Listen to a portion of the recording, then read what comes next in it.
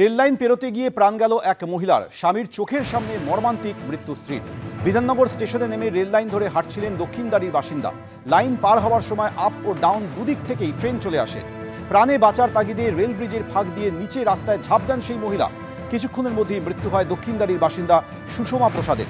লেকটাউন থানার পুলিশ গিয়ে দেহ উদ্ধার করে। লাইনের ধারে পাথরের ওপর ছিটকে পড়ে আহত হন মহিলার স্বামী। আগামী কয়েক ঘন্টার জন্য স্বস্তির বার্তা দিচ্ছে আলিপুর আবহাওয়া দপ্তর। দক্ষিণবঙ্গের কয়েকটি জেলায় ঝোড়ো হাওয়া হতে পারে, বজ্র বিদ্যুৎ সহ বৃষ্টি হতে পারে। বিস্তারিত বলবেন অরিত্রিক ভট্টাচার্য।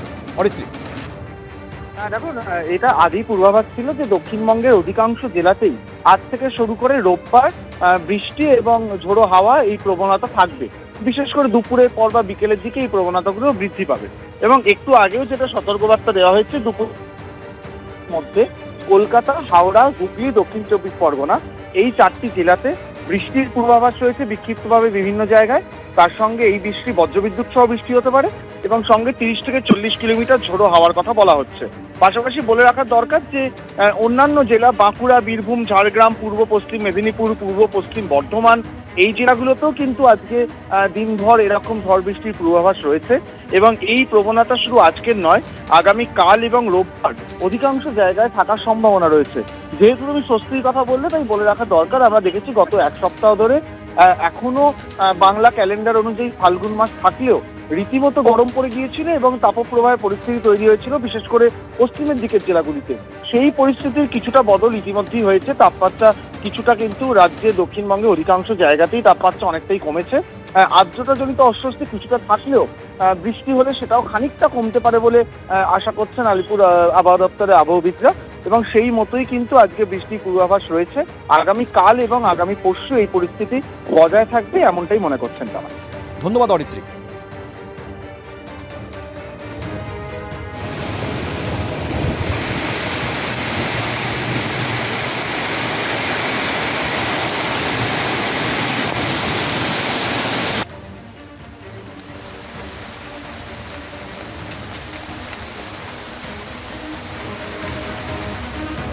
একদিকে গরম থেকে স্বস্তির বার্তা দিচ্ছে আবহাওয়া দপ্তর, কিন্তু এই তীব্র গরমেই হাওড়ার 22টি ওয়ার্ড এবং মালদার হরিশ্চন্দ্রপুরের বাসিন্দারা তীব্র জলকষ্টে ভুগছেন। পাইপ ফেটে নির্জলা হাওড়ার 22টি ওয়ার্ড, পাশে দাঁড়ালো কলকাতা পুরসভা। হাওড়ায় এই জলসংকটের কারণে 15টি জলের ট্যাঙ্ক পাঠালো কলকাতা পুরসভা। সমস্যার না মেটা পর্যন্ত জলের ট্যাঙ্ক দিয়ে সাহায্যের আশ্বাস দিয়েছে কলকাতা পুরসভা। ইতিমধ্যেই সেই জলের ট্যাঙ্ক পাঠানো হয়েছে। ভূগর্ভস্থ পাইপে ফাটল ধরেছে, সেই ফাটল মেরামতির কাজ চলছে, কিন্তু এই পরিষেবা কতদিনে স্বাভাবিক হবে সেটা এখনো পর্যন্ত প্রশাসন কিছু বলতে পারেনি। আর এরই মধ্যে কলকাতা পুরসভার তরফ থেকে 15টি জলের ট্যাঙ্ক পাঠানো হয়েছে। সুনীত হালদার আমাদের সঙ্গে এই মুহূর্তে আমাদের সর্বশেষ পরিস্থিতি জানাবে। সুনীত, দেখো সৌমেন, এই যেটা জানা যাচ্ছে যে হাওড়ায় যে তীব্র জলসংকট দেখা দিয়েছে সেটা মোকাবিলা করতে কলকাতা পুরসভা থেকে কিছুক্ষণ আগেই 15টা যে পানীয় জলের গাড়ি সেটা এসে পৌঁছেছে। কিছুক্ষণ আগে হাওড়া ব্রিজ ক্রস করে সেখানে রাখা হয়েছে এবং উত্তর হাওড়ার তৃণমূল বিধায়ক গৌতম চৌধুরী তিনি এই গাড়িগুলোকে রিসিভ করে এবং কিছুক্ষণের মধ্যেই উত্তর হাওড়ার যে বিস্তীর্ণ এলাকায় জল সংকট দেখা দিয়েছে সেই সব পাড়াগুলোতে কিন্তু এই গাড়িগুলো পাঠানো হবে। এছাড়াও হাওড়া পুরসভার প্রায় 36টা গাড়ি আছে, পানীয় জলের ট্যাঙ্ক আছে, সেইগুলোকেও কিন্তু সকাল থেকেই বিভিন্ন এলাকাতে, শুধু উত্তর হাওড়া এলাকা নয়, শিবপুরের যে একাংশ জল সরবরাহ বন্ধ আছে সেখানেও পাঠানো হচ্ছে। এর পাশাপাশি ভট্টনগর এলাকাতেও সেখানেও কিন্তু পাঠানো হচ্ছে। যেটা জানা যাচ্ছে হাওড়া পুরসভা ছাড়াও কলকাতা পুরসভা ছাড়াও বালি পুরসভা থেকেও কিন্তু একইভাবে গাড়ি নিয়ে আসা হচ্ছে যাতে এই সমস্যা মেটানো যায়। কিন্তু যে সমস্যাটা দেখা দিয়েছে, যে পানীয় জলের যে ভূগর্ভস্থ পাইপ সেটা বড়সড় ফাটল দেখা দেওয়ার ফলে যে দীর্ঘ সময় ধরে জল সংকট দেখা দিয়েছে, হাওড়া পুরসভার ইঞ্জিনিয়ার, কলকাতা কেএমডি এর ইঞ্জিনিয়াররা তার যুদ্ধকালীন তৎপরতায় কাজ শুরু করেছিল, কিন্তু গতকাল রাতে ফের বড়সড় ফাটল দেখা দেওয়ার ফলে সমস্যা আরও জটিল হয়ে ওঠে।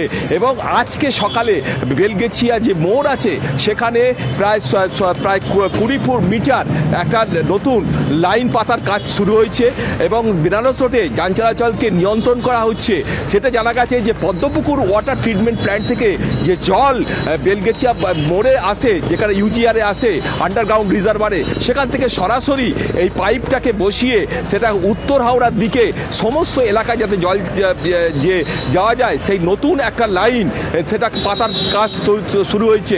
এবং এই এলাকায় নতুন পাইপ লাইন প্রায় 1200 মিলিমিটার যে ব্যাসের এই পাইপটা বসানোর কাজ আজকেই কিন্তু শুরু হয়েছে। এবং এই পাইপ লাইনের যদি যোগাযোগ কাজটা শেষ হয় তাহলে কিন্তু উত্তর হাওড়ায় যে এই মুহূর্তে জল সমস্যা আছে সেটা কিন্তু অনেকটা মোকাবিলা করা যাবে, এমনটাই হাওড়া পুরসভা একেবারে সুদীপ, কর্তৃপক্ষ তুমি আমাদের সঙ্গে থাকো। অর্থাৎ বালি পুরসভা থেকে যেমন জলের ট্যাঙ্ক পাঠানো হচ্ছে, হাওড়া পুরসভার 36টা জলের ট্যাঙ্ক রয়েছে, সেগুলি বিভিন্ন ওয়ার্ডে পাঠানো হচ্ছে। পরিস্থিতি আরও স্বাভাবিক করার জন্য ইতিমধ্যেই কলকাতা পুরসভার তরফ থেকে পাঠানো ছবি দেখছেন, 15টি জলের ট্যাঙ্ক ইতিমধ্যেই গিয়ে পৌঁছেছে।